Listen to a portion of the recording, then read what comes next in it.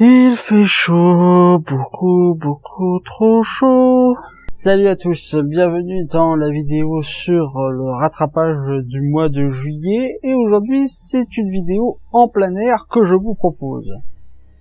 Alors oui, désolé d'avance, il va peut-être y avoir des bruits et des voisins qui parlent. Je ne peux pas empêcher que le monde autour de moi vive encore. Eh, dis donc Draghi, pourquoi tu ne tournes pas dans ton décor habituel? Au moins tu serais isolé des bruits extérieurs. Donc je disais tout simplement parce que actuellement, je ne sais pas si vous avez remarqué,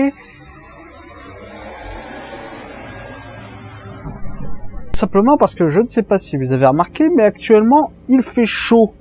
Et c'est assez désagréable de tourner dans la pièce en question, surtout que c'est l'une des rares pièces où il n'y a pas de ventilation. Du coup, quitte à tourner dans une pièce inhabituelle, autant tourner à l'extérieur et à l'air frais. Et encore, estimez-vous heureux, j'étais à deux doigts de tourner à poil. Je vous remercie encore d'avoir répondu présent au live de la seconde chance sur Alien Covenant. Je pense que j'ai eu une bonne idée de faire cette émission en live parce que, comme je le pensais, ça s'y prêtait super bien. Le prochain live aura lieu le 26 août, toujours à 18h. Il sera sur la chaîne Twitch. Je ne la mets que sur la chaîne Twitch parce que si je le mets sur YouTube, je pense que je me ferai très facilement striker.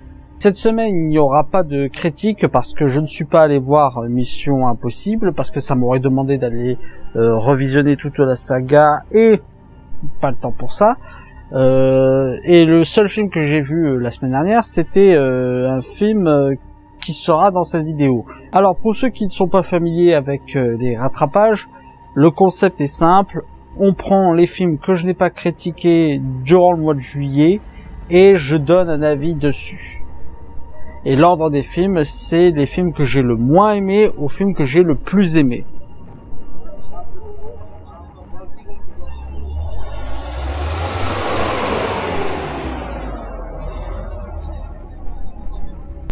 On commence par le film Christophe de Pierre Dudan, avec Michael Youn et Lucien Jean-Baptiste, l'histoire d'un prêtre qui veut construire un groupe de musique pour créer un hôpital pour les enfants et qui, pour ce faire, va recruter un guitariste raté qui a quasiment tous les défauts du monde. Ça, c'est le résumé officiel. Si je devais en faire un résumé personnel, c'est la pathétique et risible tentative de parodier la vie de Jésus. Parce qu'en fait, c'est le principe du film, c'est de parodier la vie de Jésus, c'est de parodier les textes chrétiens, ça n'est que ça. Les gags, c'est 100% ça, et c'est jamais drôle. Autant le dire tout de suite, c'est juste risible, c'est juste pathétique.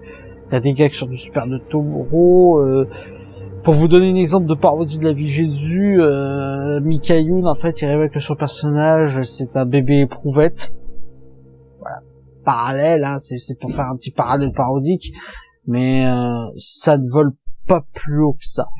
Il y a quelques bons points, la musique est plutôt bonne, le personnage de Bernard Lecoq c'est le meilleur, c'est celui avec que je trouve à la fois être le plus drôle et le plus attachant, mais à part ça, le reste c'est des gags revus et corrigés, c'est des gags déjà vus, c'est même pas drôle, c'est des gars, tu sens qu'ils cherchent à être subversifs et provocateurs, mais les gars, ça fait bien longtemps que les blagues sur la vie de Jésus et la religion chrétienne, ça n'est plus subversif, quoi. Hein. Vous savez que vous êtes pas en danger en faisant ça.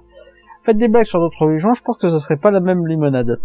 Et il y a des caméos forcés en plus dans ce film. Il y a des personnages qui ne servent à rien, comme le personnage de Joey Stark qui est un caméo inutile. Vous avez un caméo de Pascal le grand frère qui lui non plus ne sert à rien. Non, honnêtement, c'est juste risible. C'est même pas un gâchis, c'est risible. C'est un très mauvais film. On enchaîne ensuite avec Rouler jeunesse de Julien Guetta et non pas David. Avec Éric Judor notamment, qui parle en fait d'un dépanneur qui a genre la quarantaine, qui lorsqu'il voulait coucher avec une cliente en panne, se retrouve le lendemain à devoir s'occuper de ses 3 enfants. J'ai un souci avec ce film, c'est que ce film, tout le monde, même ceux qui ont fait la promotion, on dit que c'était une comédie. Le film a été vendu comme une comédie, et c'est pas comique en fait.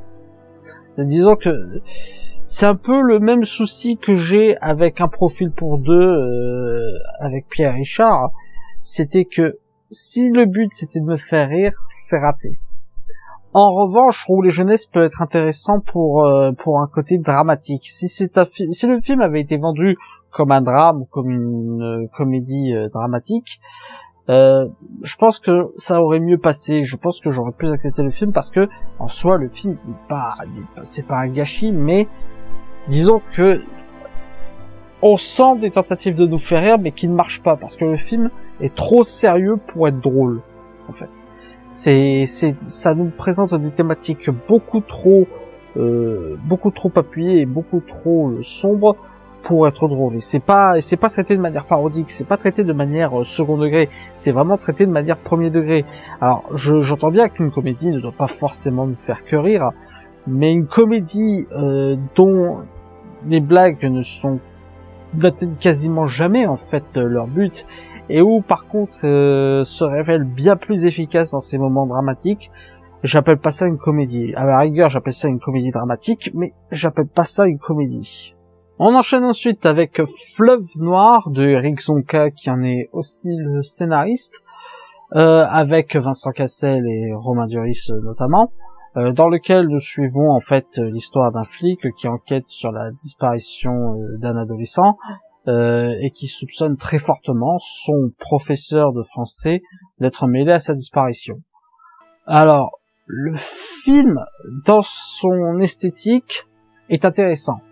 Parce que c'est un film qui se veut très noir, qui se veut limite... vous savez, les films des années 60, c'est un film de ce genre-là, en beaucoup plus poisseux.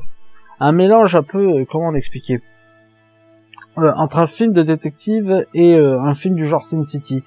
En cela, esthétiquement, il est intéressant. Le souci, c'est qu'au niveau scénaristique, il tient pas vraiment.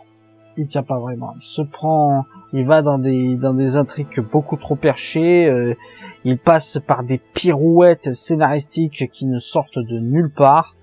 Non, honnêtement, à ce niveau-là, c'est très dommage. L'enquête n'est pas si passionnante que ça. En plus, le film se révèle être un peu spécial puisque on est censé s'attacher à un personnage qui est un véritable trou du cul. Donc bon, il y a toute une sous-intrigue en plus avec son fils que je trouve mal amenée, que je trouve mal faite et qui n'aboutit à rien. En plus, cette histoire avec le fils, au final, on lâche complètement au milieu du film.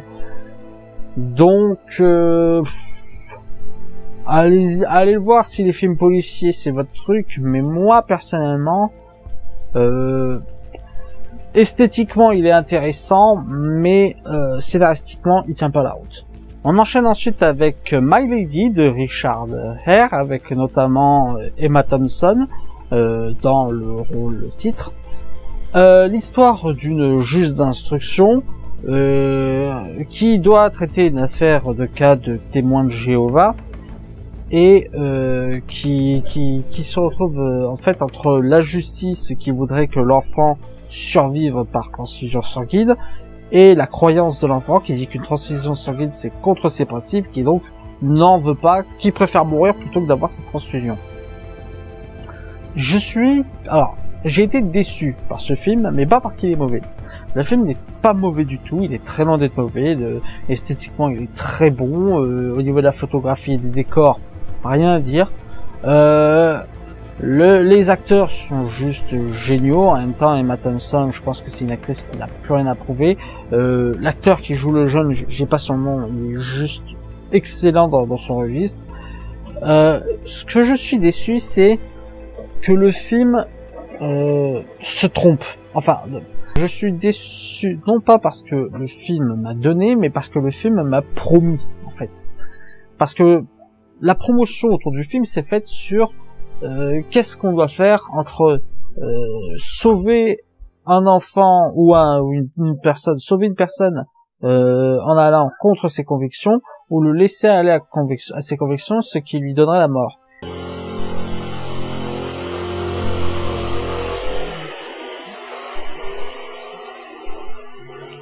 Ça veut pas aujourd'hui, hein. En soi, la question sur l'intérêt de l'enfant contre sa vie, enfin les convictions de l'enfant contre sa vie, c'est une question intéressante qui aurait mérité d'être centrale au film.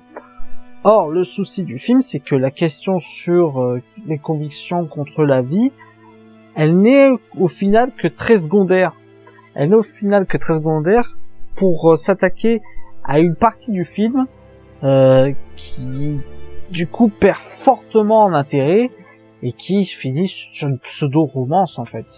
Il n'y a pas d'autre mot pour dire. Ça finit sur une pseudo-romance. Et c'est très mal amené, c'est pas ce qui aurait dû être central au film. Ce qui aurait dû être central au film, ça aurait été ce dilemme. Ça aurait été le dilemme qu'on nous a vendu dans les bandes annonces. Or, le film ne se centre pas du tout sur ça, et ce sur quoi se centre réellement le film, c'est pas intéressant du tout. C'est pas intéressant du tout, et au final, bah c'est dommage. Mais le film, en fait, faut voir ce film en oubliant la promesse qu'il nous a faite. Si on y va en oubliant la promesse qu'il nous a faite, en oubliant la promesse que ceux qui ont fait la promotion du film nous ont fait, on peut apprécier le film. Moi, je me suis allé parce que le dilemme me semblait intéressant. Du coup, quand je vois qu'au final le dilemme n'est que très peu abordé, bah je ne peux être que déçu par le résultat final. On termine sur le film À la dérive de Balthazar Kormakour, l'histoire en fait d'un couple qui se retrouve piégé en haute mer suite à un orage, ce qui est inspiré d'une histoire vraie, qui est inspiré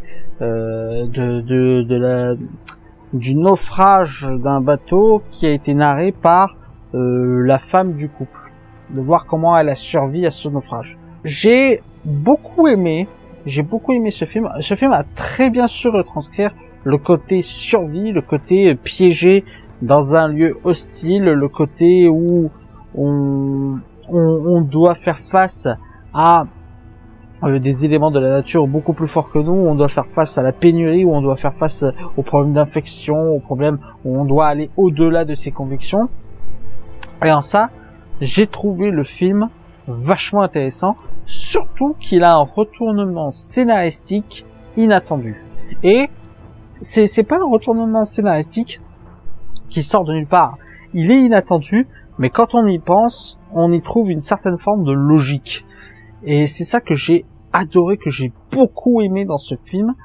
Et en fait, c'est le genre de film qu'il faudrait se revoir une seconde fois pour découvrir un nouveau film. Un peu comme le faisait Sixième Sens à son époque. Et très honnêtement, j'ai quasiment rien à reprocher à ce film. Il y a des petites longueurs, mais c'est obligatoire. Dans un film qui parle d'un naufrage où on doit parler de personnes qui survivent, c'est quasiment obligatoire.